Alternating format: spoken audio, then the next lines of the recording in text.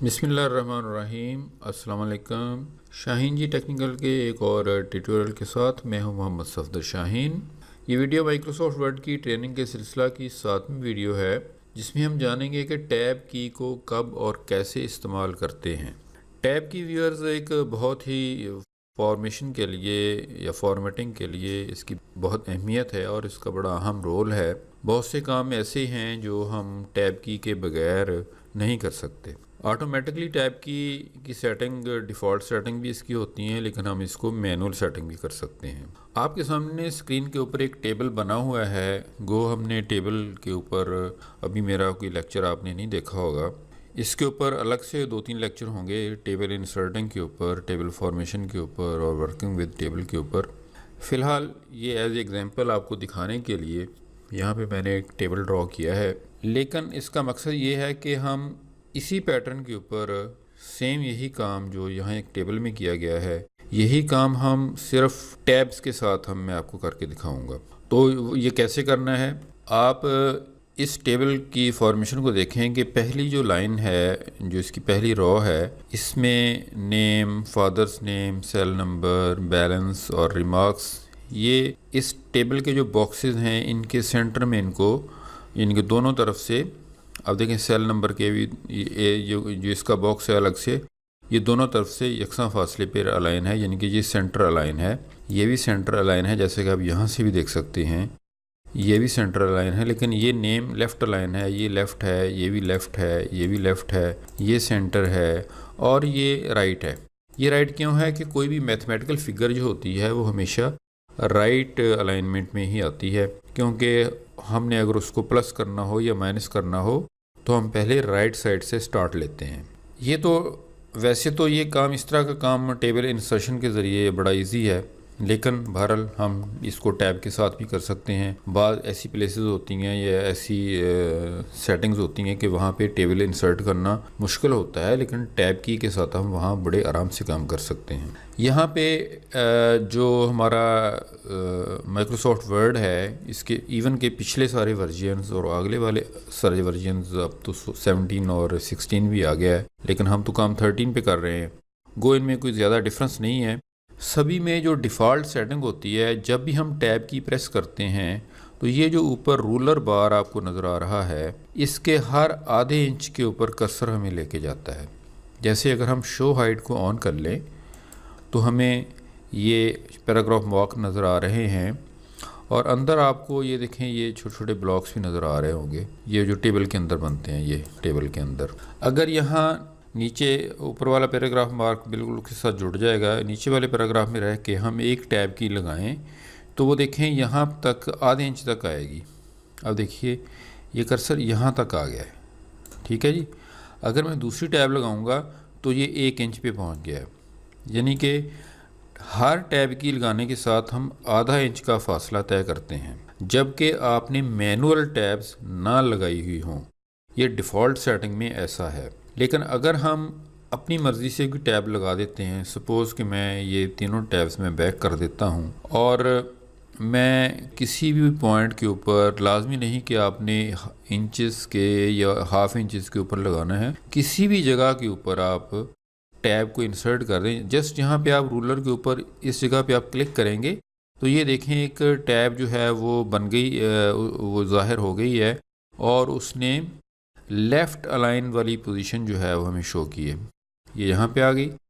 अब ये जब मैं इसको टैब करूँगा तो ये डायरेक्ट इसके बराबर आएगा। अब दरमियान में ये वाले जो स्टेप हैं इन्हें ये बाईपास कर देगा। अब देखें मैं यहाँ से टैब की लगाऊँगा, देखिए ये यहाँ पे इस जगह के ऊपर आ गई है। इसी तरह अगर मैं एक सेकंड टैब लगा दूँ, वो मैं आकर यहाँ 5 इंच पे लगा देता हूँ, 5 इंचेस के ऊपर यहाँ पे। अब फिर कर्सर जो है वो यहाँ से यहाँ तक आएगा। अगर मैंने इसको नहीं लगाया हुआ तो अब देखें यहाँ से तो ये यहाँ पर एक ही जंप में आ गया, यहाँ से टैब ने एक जंप किया यहाँ पे आ गई, क्योंकि हमने यहाँ पे टैब जो है वो इंसर्ट कर दी थी। मगर इससे आगे फिर ये हाफ इंच पे जाएगी, ये देखें हाफ इंच पे फिर दोबारा जा रही है, क्योंकि आगे हमने कोई मैनुअल टैब नहीं लगाई हुई। तो ये तो है। दूसरी अगली बात कि अगर मैं यहाँ पे एक टैब और यहाँ पे लगा देता हूँ कहीं पर भी, तो अब सेकंड जंप जो होगा वो यहाँ तक होगा। ये देखें, ये इस टैब के ऊपर आ गया, ये इस टैब के ऊपर आ गया। मतलब ये है कि अगर हम मैनुअल टैब्स लगाते हैं तो ये उनके ऊपर हमारा टैब की हमें लेके जाएगा। आपके कीबोर्ड के ऊपर जो भी टैब की है, हर कीबोर्ड के लेफ़्ट साइड के जो कैप्स लॉक होता है उसके ऊपर टैब की होती है। आइए अब हम इस टैब की मदद से ये सेम टेबल जो है वो बनाने की कोशिश करते हैं। इसमें आप ख्याल रखें कि सबसे पहले आप ऊपर ये लेफ़्ट कॉर्नर में देखें, यहाँ पे आपको एक एल शेप नज़र आ रही होगी। ये एल शेप नज़र आ रही है, ये असल में लेफ़्ट टैब का निशान है। अगर मैं यहाँ पे एक क्लिक और दे दूँ तो ये निशान जो है वो देखें चेंज हो गया है, उल्टा टी आपको नज़र आ रहा है। ये सेंटर टैब का निशान है। फिर मैं क्लिक करता हूँ तो ये राइट टैब में शिफ्ट हो गया है। फिर मैं क्लिक करता हूँ तो ये डेसिमल टैब के में चेंज हो गया है। अब मैं इसको चेंज करता हूँ तो ये एक बार टैब में शिफ्ट हो गया है। अब मैं दोबारा क्लिक करता हूँ तो ये फर्स्ट लाइन इंडेंट वाले में आ गया है, और दोबारा क्लिक करता हूँ तो ये नीचे वाले जो हैंगिंग इंडेंट होता है उसको ये शो कर रहा है। अब उसके बाद ये दोबारा से लेफ़्ट टैब में आ गया। सपोज़ कि हमने पहले कॉलम की तरतीब बनानी है तो देखें इसमें ये है कि जितने भी कॉलम्स हैं पहले कॉलम में, पहली रो में जितने भी कॉलम्स हैं सबके सब टेबल के सेंटर लाइन में हैं। तो ये हम अंदाज़न सपोज़ कि हमने सेंटर वाली टैब लेनी है, ये लेफ़्ट छोड़ देनी है, ये वाली टैब हम लेंगे। ये वाली टैब हम इस ब्लॉक के सेंटर में आके यहाँ पे हमने लगा दी है। दूसरी टैब जो है वो हम आकर यहाँ पे लगा देते हैं। तीसरी टैब जो है वो इसके सेंटर में लगा देते हैं यहाँ पे, और बाद में एक टैब जो है अब यहाँ पे बैलेंस वाली टैब जो है वो यहाँ पे लगेगी, और फाइनल जो आखिरी टैब है इस रो की वो यहाँ पे लगेगी। अब अगर ये चारों चीज़ें मैं यहाँ पे लिखना शुरू करूँ तो मैं पहले टैब प्रेस करूँगा। यहाँ पे देखें मैं NAME, अब देखें नेम जो है वो दोनों तरफ सेंटर अलाइन होता जा रहा है। उसके बाद फादर्स, ये देखें ये सेंटर अलाइन हो रहा है, राइट। इसी तरह अब सेल नंबर, ये भी सेंटर अलाइन हो गया है, BALANCE बैलेंस सेंटर अलाइन हो गया है। इसी तरह रिमार्क्स जो हैं वो भी सेंटर अलाइन हो गए हैं। ये तो थी हमारी फर्स्ट लाइन या फर्स्ट रो। अगली बात ध्यान में रखें कि अगर हम यहाँ से एंटर करते हैं तो जो अगली लाइन होगी उसमें भी यही टैब्स वाली पोजीशन जो है वो सेट चलेगी, अगर बशर्ते कि हम उसको चेंज ना कर दें। अब क्योंकि सेकंड लाइन में हमारी जो प्रायोरिटीज़ हैं वो चेंज हो गई हैं, अब हम इस लाइन में आते हुए, ये वाली लाइन तो हमने लगा ली है ना, इसके मुताबिक फर्स्ट लाइन के मुताबिक इसकी टैब्स जो हैं सेंटर टैब हमने सेट की हैं। अब जो दूसरी रो है उसके अंदर कुछ टैब्स लेफ़्ट में हैं, कुछ सेंटर में हैं, कोई राइट में हैं। तो अब हम क्या करेंगे कि हम पहले तो इस रो में आते हुए, ये जो लास्ट पैराग्राफ है इसमें रहते हुए, चाहे आप सिलेक्शन ले लें ना लें, इसमें रहते हुए हम पिछली टैब्स को हटा देंगे। हटाना कैसे है कि आपने जस्ट इसके ऊपर आना है, इसको ऐसे पकड़ लेना है जैसे चिमटी से किसी चीज़ को पकड़ते हैं माउस के ज़रिए, इसको नीचे को ड्रैग करवाना है, वो निकल गई। इसी तरह आप ये जो दूसरी टैब है जो हमने लगाई हुई, आप इसको इसके ऊपर आएँ, इसको पकड़ें और इसको नीचे को ड्रैग कर दें, ये भी निकल गई। बारी बारी आप इन टैब्स को यहाँ से निकाल देंगे तो ये अब नीचे वाली लाइन में, अब जो इस लाइन में जिसमें हमारा कर्सर है, अब देखिए इसमें जो डिफ़ॉल्ट सेटिंग है वो वही आ गई है, 1/2 इंच वाली, कि हर टैब 1/2 इंच के ऊपर मौजूद है। अब इस लाइन में जितनी भी हमारी टैब्स लगी थी हमने इस लाइन में रहते हुए उन सभी को रिमूव कर दिया है। अब हमने इन कॉलम्स के मुताबिक जो हैं टैब्स जो हैं इस लाइन के अंदर सेट करनी है। इसके लिए शर्त यह है कि आपका जो कर्सर है वो इस लाइन के अंदर होना चाहिए। पहला कॉलम की जो टैब है वो लेफ़्ट पर है, उसको आपको सेट करने की ज़रूरत नहीं है। दूसरा जो कॉलम है उसकी जो टैब है वो सेंटर है, वो हम इसको यहाँ से, ये लेफ़्ट को हम पहले करेंगे सेंटर वाला, ये देखें ये सेंटर आ गया। अब हम इसको यहाँ पे तकरीबन यहाँ पे सेंटर टैब जो है वो यहाँ पे 2 इंच के ऊपर बन रही है, हम यहाँ पे इसको सेंटर टैब लगा देते हैं। अब आगे वाली टैब जो है वो भी सेंटर है, ये भी हम यहाँ पे इसको रहते हुए तकरीबन यहाँ पे सेंटर टैब लग गई है। अब ये वाली जो है ये राइट टैब है, ये वाली जो जिसमें हमने वैल्यू रकम लिखी हुई है, यानी कि हमने इसको राइट साइड पे अलाइन करवाना है।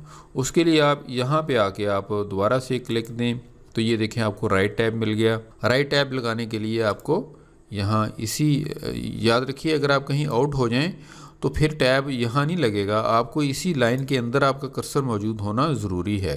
तो मैं यहाँ का जो राइट टैब है वो बिल्कुल मैं इसके इस तरफ अलाइनमेंट के हिसाब से लगा देता हूँ।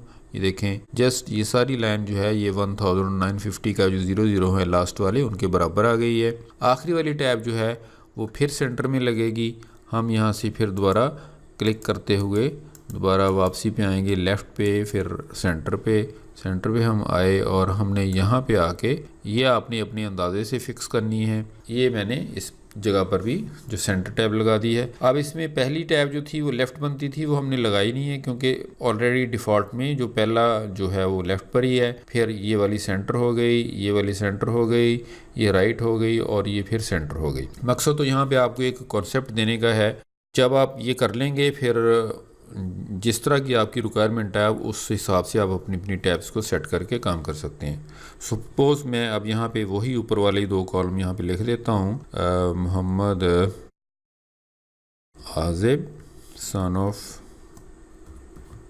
Mohammad Safdar, cell number 0331000000, balance 1000। आप देख रहे हैं कि ये 10,000, ये आप देख रहे हैं कि ये इनकी अलाइनमेंट जो है वो बिल्कुल ऊपर वाले टेबल के हिसाब से बन रही है। ठीक है जी, इसमें आप लिख दें गुड। सेकंड लाइन में जब हम आएंगे, हमने इस टैब में इस लाइन के अंदर रहते हुए टैब्स लगाई थी। जब तक एंटर की करके हम सेकंड रो में आते रहेंगे तो टैब्स की सेटिंग यही चलती रहेगी आपके साथ साथ जब तक कि आप इसे रिमूव नहीं कर देंगे। यहाँ हम लिखते हैं मोहम्मद आशिर सन ऑफ मोहम्मद सफदर, इसका सेल नंबर है जी 0332000000 और इसका बैलेंस हमने लिखा 950। अब देखें इनको इसने राइट पे अलाइन कर दिया और ये हमने लिख दिया गुड। तो इसी तरह आप आगे चलते जाएंगे। अगर आपने अगली लाइन से इनको रिमूव करना है टैब्स को, जब तक आप रिमूव नहीं करेंगे टैब की आपको इसी हिसाब से लगी हुई मिलेंगी। ठीक है, रिमूव करने का सेम तरीका जो मैंने आपको पहले बता दिया कि आप सिंपल टैब के ऊपर जाएं, उसको पकड़ें, नीचे ड्रैग करवा दें तो ये रिमूव हो जाएगी। और अब से इस लाइन में सारी जो टैब्स हैं वो दोबारा से 1/2 इंच के फासले के ऊपर आपको मिलेंगी। मुझे उम्मीद है कि आपने टैब्स के मतलब अच्छी तरह समझ लिया होगा। मेरा मकसद यहाँ टैब्स की फॉर्मेशन का, इनको लगाने का, इनको रिमूव करने का, इनके साथ काम करने का तरीका और इनका मकसद आपको समझाना था, जो इंशाल्लाह उम्मीद है कि आप समझ गए होंगे। अगली वीडियो में हम टैब्स की के साथ मिलकर एक असाइनमेंट बनाएंगे जिसमें मैं एक सीवी आपको बना के दिखाऊंगा कि हम रूटीन में अपनी जो एप्लीकेशन के लिए जो हमें सीवी रिक्वायर्ड होती है तो उसको हमने कैसे बनाना है। उसमें टैब की का इस्तेमाल भी होगा। ठीक है, उसमें हम पिक्चर भी इंसर्ट करके देखेंगे इंशाल्लाह। तो तब तक के लिए मैं आपसे इजाज़त चाहूँगा। उम्मीद है कि आपने मेरे चैनल को सब्सक्राइब कर लिया होगा। अगर नहीं किया तो चैनल को सब्सक्राइब कीजिए, वीडियो को लाइक कीजिए और कोई आपने पूछना हो तो कमेंट कीजिए, मैं इंशाल्लाह आपको आंसर करूँगा। इजाज़त चाहता हूँ, अल्लाह हाफिज़।